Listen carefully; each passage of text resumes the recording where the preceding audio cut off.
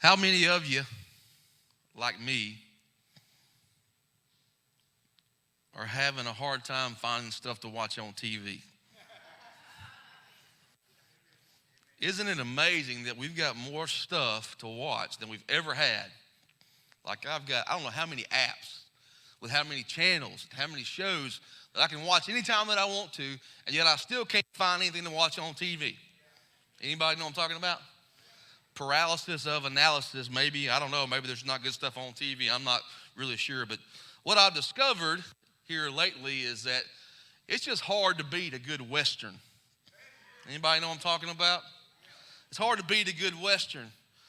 Me and my son a couple weeks ago had this rite of passage happen where I set him down in front of the TV on the couch, and we turned on the famous Western Tombstone. We watched it together. It was a special moment. Don't judge me. Don't judge me. You know, one of the best things about Westerns that I think we enjoy is the straight talk, right? The straight talk. Give it to me straight. There's a lot of famous quotes that have come out of Westerns. There's a lot of famous quotes that have come out of that Tombstone movie. Anybody know what they are? Huh? I'll be your Huckleberry. Or say when, right? There's several others. What's your favorite Western? Anybody? What's your favorite Western? Everybody's got their favorite Western. And in every Western, you're going to find, whether you got John Wayne in there or Clint Eastwood or Sam Elliott, whoever your favorite Western character is, you are going to find straight talk. Can I tell you, there's a little bit about Jesus that reminds me of John Wayne. Now, there's certainly things about John Wayne that don't remind me of Jesus. There's a lot about Jesus that reminds me of John Wayne, namely the straight talk. Jesus didn't have a problem with straight talk. In Luke 14, verse 26, this is some straight talk for you. Look at it. Look at what he said. Jesus said, if anyone comes to me and does not hate his own father and his mother and wife and children and brothers and sisters, yes, even his own life, he cannot be my disciple. Ooh. Wow. Straight talk, right to the heart. Jesus isn't telling you to hate your mom and your dad. It's not what he's telling you. But he's telling you that the devotion and the love that you have for him should be above every other love that you have in your life. That's the extreme nature of what he requires and desires. Straight talk. One day, there was a fellow that Jesus invited to follow him. What a privilege, and become his disciple. But the man refused. He said he would follow Jesus later, but first he wanted to go bury his father. And Jesus responds in Matthew 8:22. He says this, follow me and leave the dead to bury their own dead. Wow. Straight talk. Kind of hard to stomach that, isn't it? Wrestle with that. There's a show that I've been watching. It's kind of a Western. Many of you have probably been watching it. It's called 1883. And it's on TV right now. And it's basically the story of these immigrants who are from Europe who are on this Oregon Trail. It's the latter days of the Oregon Trail. And they're traveling from Texas. I believe they started around Fort Worth. And their ultimate goal is to get to Oregon. Well, I think we just got out of Texas like last week. But it's been a slow journey thus far. And they hire a couple old Civil War soldiers to kind of be their guide because these guys kind of already knew the way. They had been there before. They understood what was coming. And there's a powerful scene in episode 4 where this caravan, these wagons, all these people, they come to the Brazos River and they have to cross the river. And back in those days, crossing the river was a challenge, right? And in this scene, there's not a place that's real shallow or real easy to cross. So they've got to get across people who don't know how to swim, wagons loaded down with stuff, and cattle following that. And so in this scene, they're trying to figure out how to cross this river. And Shay, who is Sam Elliott, he's the character, he's one of the guides of the trip. He tells the travelers that, listen, the reality is, in order for you to cross this river, you're going to have to lighten your load. You're going to have to let some things go. You're going to have to take some things out of your wagons and leave them on the other side of the Brazos. Otherwise, you won't make it across the river. So in the scene, you see people who have come from Europe, who have all their valuables and all the things that maybe they had left behind, but the few things they had taken with them, heirlooms, who knows, furniture. They have to unload all this stuff out of their wagons. And man, it is a sad, sad, sad thing to watch. Leaving all this stuff behind. Family heirlooms, furniture. This was hard for the people. But to cross the river, they had to do it. They didn't have a choice. You know, it's said that the Oregon Trail was littered with clothes and dishes and furniture that the pioneers had to leave behind to lighten the load as the trail became rougher and the oxen became wearier and wearier for lack of food and water. You know, there's one scene in this whole set of scenes where there's a musician. And as he's getting ready to unload his wagon, he struggles with the fact that he has to leave behind his prized possession, which was his piano. He had planned to take his piano all the way to Oregon, and whenever he got there, he was going to make a living as a musician. And Sam Elliott walked up to him and said, "Hey man, that's got to go. You can't take that with you." And the guy looks at Sam Elliott and says, "You don't understand. If I don't take this, you're going to make me a beggar when I get there. What am I going to do to make a living? I am a musician." And Sam Elliott looks at him and says, "Son, until you get to Oregon, you're not a musician, you're a pioneer. You're a pioneer. Nothing else matters." Tense conversations happen with these people. In order for the journey to continue, some things have to be turned loose of and left behind. You know, folks, our life is a journey full of ups and downs. And the journey takes a toll on us sometimes. It does. And for a lot of us, we get hung up trying to cross the river, to make it to the other side. And if we could just think for a moment that all of us, we come to these points in our life where we have to cross the river. And the river, in my mind, is emblematic of pain from a past event or historical event that hasn't been dealt with yet. Things that you know in your heart and in your life are controlling you. Things that are dealing with you, not things you've dealt with. It could have been a divorce. It could be the loss of a loved one. Somebody maybe was ugly to you at one point. They embarrassed you. They rejected you. Maybe it was the father wound or the mother wound. Your father or mother wasn't there. Maybe there's sexual abuse somewhere in your history. And because you haven't dealt with those things are dealing with you. And you can't cross the river. You can't cross the river. Dominic Herbst was here a few weeks ago, Christian psychologist, and he made this statement that I just love.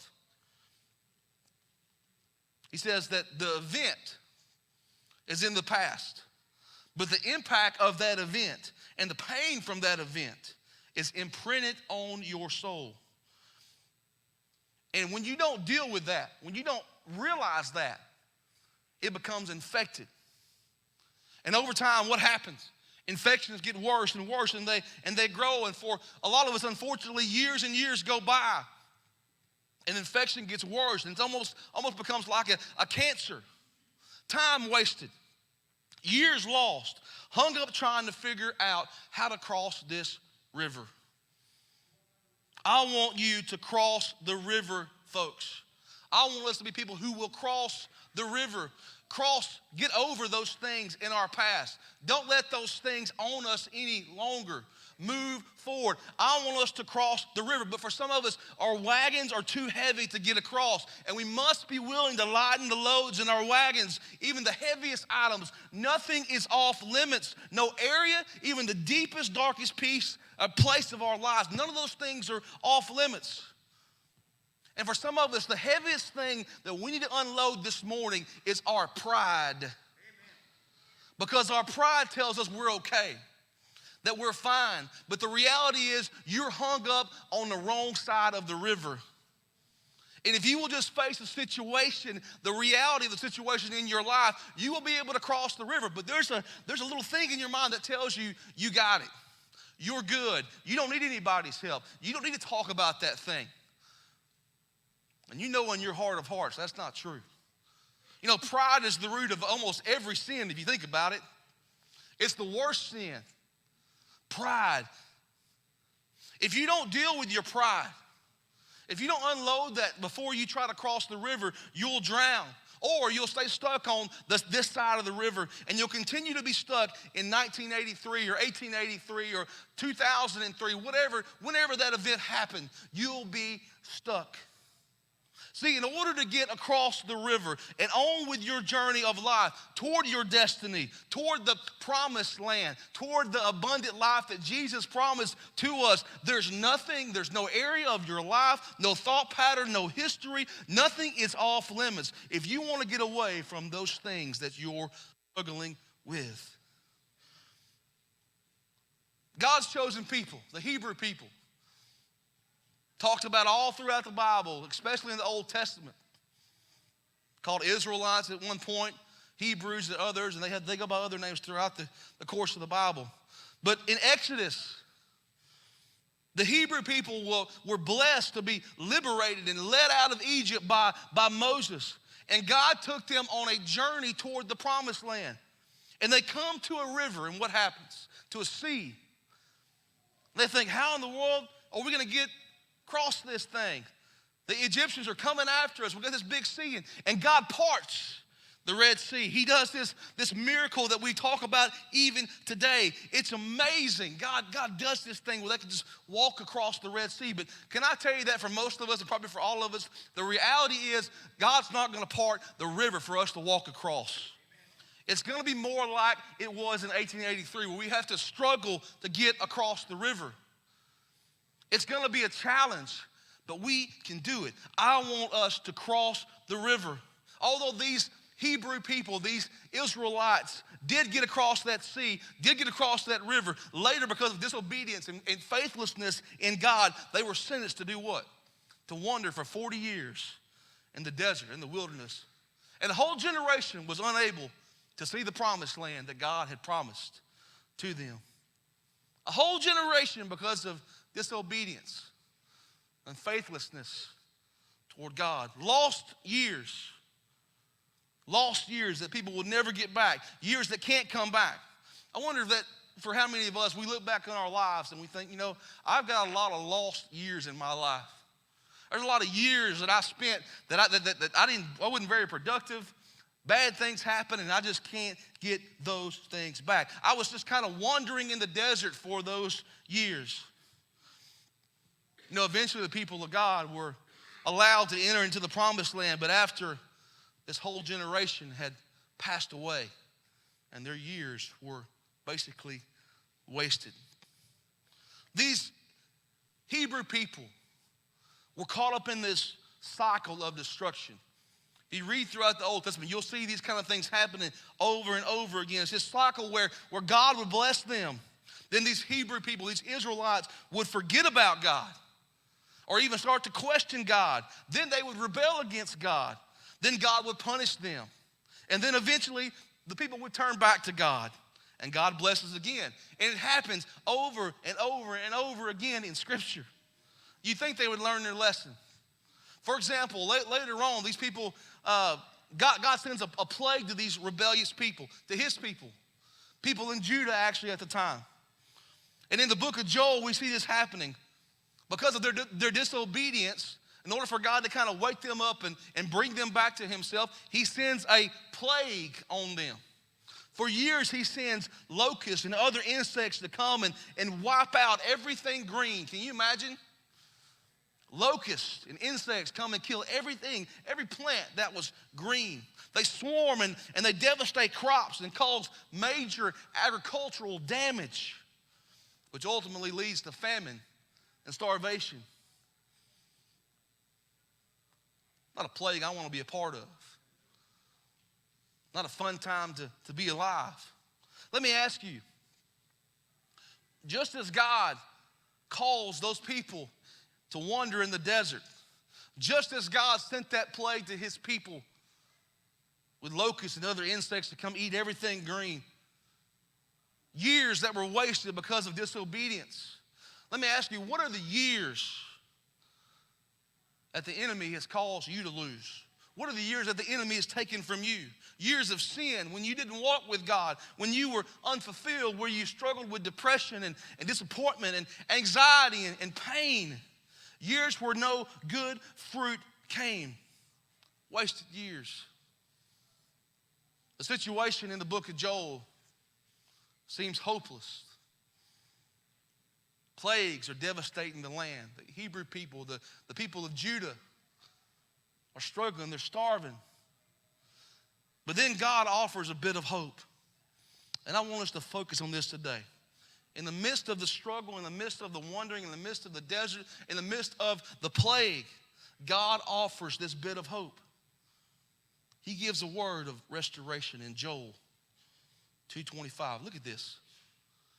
He tells the people, he tells his people, and I think he tells you today, I will restore to you the years that the swarming locust has eaten. What? We know that God is in control of time, right? God sits outside of time. God is the creator of time. And here we have God saying, I'm going to restore to you the years that you've lost. I can do that. The Lord has the ability and the capacity to restore your wasted, lost years. Wow, what does that mean? What does it mean? Understand this. You cannot have back the years that you've lost, but there is a wonderful way in which God can give back to you the wasted blessings, the unripened fruits of years over which you've mourned, Charles Spurgeon said. God can restore to you the blessings that you've lost in those wasted years. He can do it. Why? Because God can do more in a day than all of us together can do in an entire lifetime. Amen. He has the power to be able to do that, to restore to you the wasted blessings, the wasted fruits, just like that. The God that I love, the God that I serve, he is a restorer. He wants to restore you. He wants to bring you back those wasted years. I don't care how old you are, if you're 20, if you're 60, if you're 85, like Miss Sybil today was her birthday, by the way. How old you are is immaterial to God. The time that you have left, God can bless those years. God can restore those years. But here's the thing. You've got to be willing to cross the river. Amen. Cross the river. Psalm 23, we know the famous passage. It says, he restores my soul. You know, there's several examples in the Bible of God restoring people in an instant. My favorite story, one of my favorite stories in all of the Bible was when God told us the story, Jesus told us the story of the prodigal son, right? You know that story. The prodigal son, the son went to his dad and said, hey, Dad, I know you haven't passed away yet, but I want my inheritance. I want everything that you're going to give to me now, and I'm piecing out. I'm leaving. I want it all. Give it to me now. What kind of slap in the face is that to the father? Man. And the father says, okay, son, here. And he goes out and does his thing and squanders it all and wastes it. And eventually, he kind of learns a lesson the hard way, right? Ends up working with pigs and doing this dirty, nasty stuff. And eventually comes to the point where he says, you know what? It would be better for me to come home and work as one of my father's hired servants than it would be for me to continue to do this kind of work. I'm just going to try to go home. I've left my dad, I've slapped him in the face, but you know what? I'm just going to come home anyways. It's the best thing for me. The beautiful thing in the story is captured in Luke 15:23.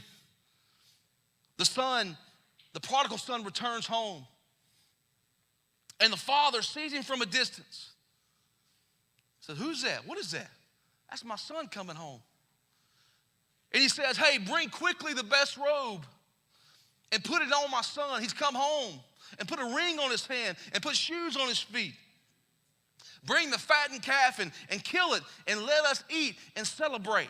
For this son, my son that left me, he was dead, but now he's alive again. He was lost, and now he's found. In a minute, God can restore you and restore the blessing. It's not based on you. That prodigal son didn't deserve any of those things. He didn't deserve to be celebrated by coming home. And in that minute, God restores the blessing. Bam, the lost years. How about the woman that had the alabaster jar, the very expensive jar of perfume at Jesus' feet? This woman, she had this valuable jar of perfume, and she breaks the jar and anoints Jesus with it. She kisses his feet. But this woman, she was a prostitute. You can imagine the kind of reputation she had, probably the lowest status possible in society. I'm sure she was labeled a home wrecker. She had a horrible reputation. And Jesus, while sitting at this prestigious table with some religious leaders and Pharisees, some of the who's who in society, this woman comes in and begins kissing Jesus' feet and anointing him with this very expensive perfume. And the leaders, and actually even Jesus' disciples think, what is she doing? This is ridiculous. She's wasting this perfume on him? What? Why would she do that? And Jesus takes this woman while he's sitting at this table with these who's, right? And he elevates her, and he looks at those guys in the face, and he says this: what she's doing in this moment will live on forever. People will remember her. People will read about her, will read about this moment for years and years to come. Everybody forget about those guys at the table, but people will be talking about her. In a moment, reputation, a lady with a reputation, a home wrecker, a prostitute. Jesus elevates her. Now we know her for this today. Another famous situation where Jesus restored somebody was Peter. You guys know Peter, the Apostle Peter. He denied Jesus 3 times the night he was crucified. He wasn't the only one, but he's the one we read about. He denied him and told folks that he didn't know who Jesus was.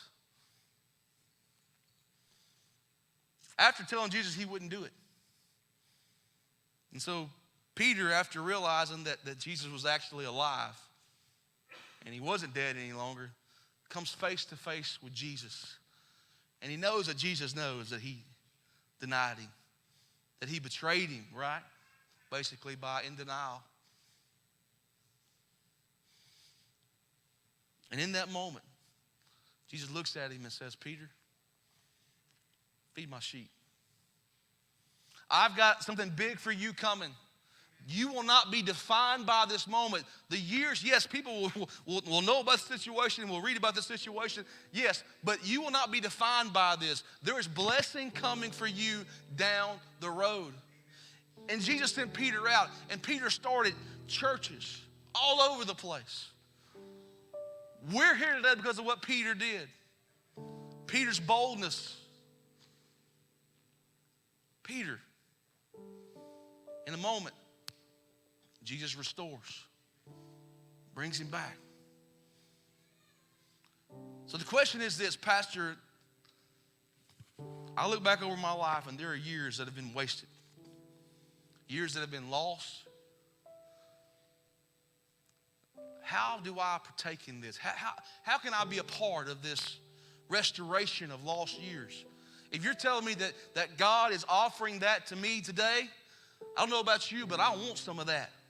All of us have wasted years. How do I go about being a part of that? Well, he tells us in Joel 2, verse 12. Right before he tells the folks about the restoration of years, he says this.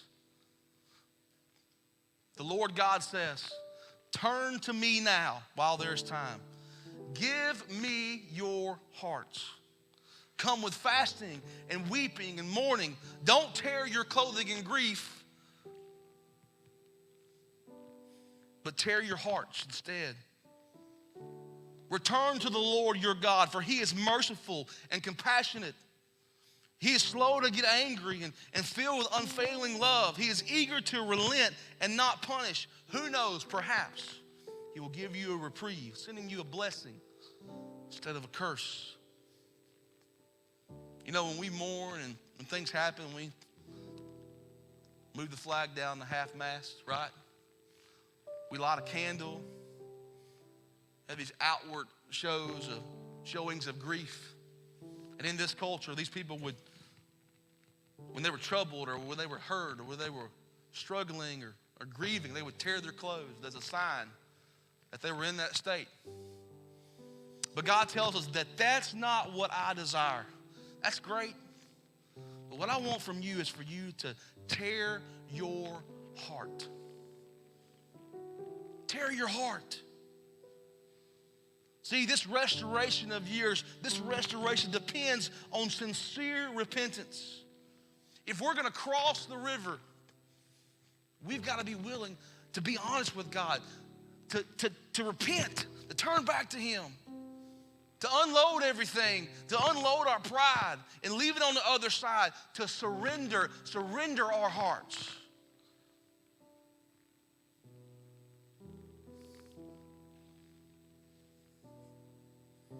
God desires brokenness in your life over your past. Would you ask God to reveal areas of your past that have been concealed for too long, so that Jesus, who is the great physician, can restore? See, here's the thing, guys. God would rather have messed up people with tender hearts rather than perfect fakers who think they don't need him. That's what God wants. Cross the river. The promised land is so worth it. Deal with this stuff in your life. Go on with the journey. Don't be afraid. Cross the river. We've got an opportunity in this next few weeks. We're going to be going on a journey of healing and restoration through Calvary. Some of you have already picked one of these up. We've got some more there in the Connect desk. These are journals, restored relationship journals, that we're going to be going through in some ways together, and some of you are going to go through individually on your own. You want to know how you deal with things in your life? There's tons of different biblical methods and ways, and ultimately we understand that God is the one that can help you deal with the things in your life. This is a tool for you to deal with those things. Matter of fact, I call it a bridge. We take for granted bridges. This book is a bridge for you to get to the other side of the river, to get past the things that have dominated your thoughts, to help you get those years back. Thank God in 2022 we have bridges. We don't have to cross a river like they did back in 1883. How many of you have been on that crazy Lake Charles bridge? Anybody? Huh? What y'all doing over there in Lake Charles? Huh? What y'all doing? That's another sermon. I'm doing that right now. You know, there was a time in my life, and this is just out of nowhere, it was about 10 years ago, where I started having this fear of bridges. Those spaghetti bowl things and overpasses and everything, and just anything like that. For whatever reason, it just, something in my mind, it was hard for me to cross that bridge. And eventually, it went away. That fear is gone now. I don't think twice about it any longer. It was worth it to cross the bridge, to use the bridge. So we close our eyes and pray today. Understand that God has a place for us in our lives that's way better than anything anybody's going to find in Oregon. Amen. Oregon ain't got nothing on the life that God wants for you. Some of us are hung up on the other side of the river because there's things in our past that we haven't dealt with, and they're dealing with us. As much as it hurts, much pain, as much stuff as it stirs up inside of us to go back and think about those things, to walk through those things, it is worth it to cross that river and get to the other side so we can get on to the journey and get to the promised land and the abundant life that Christ has promised for us.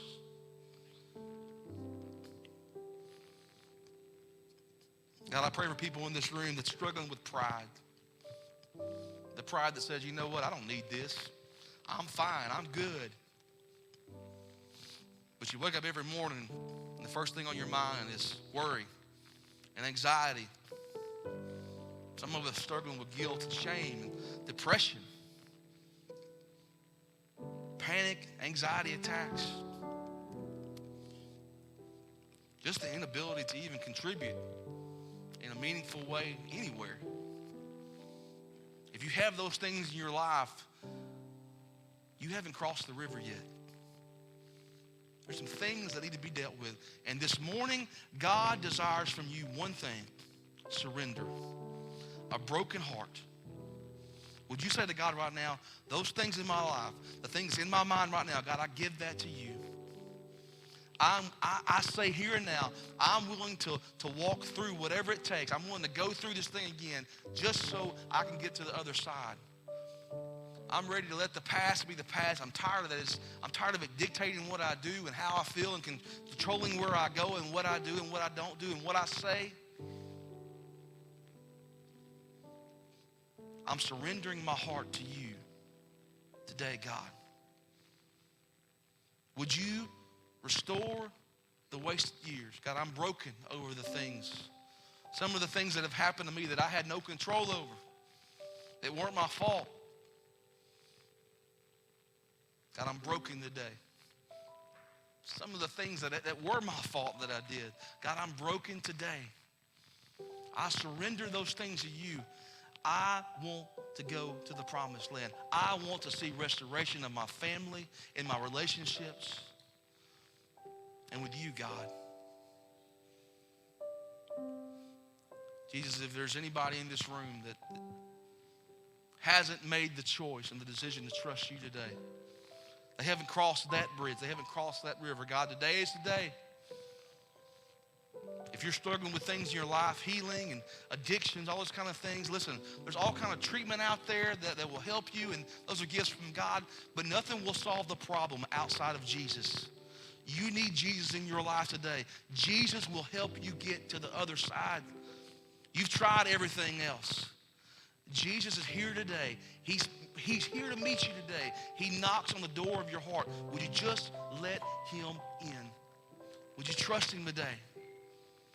Wherever you are right now, just tell him in your mind, say to him, Jesus, I need you. I trust you. I want you to be the Lord of my life. You're the only solution to my problem.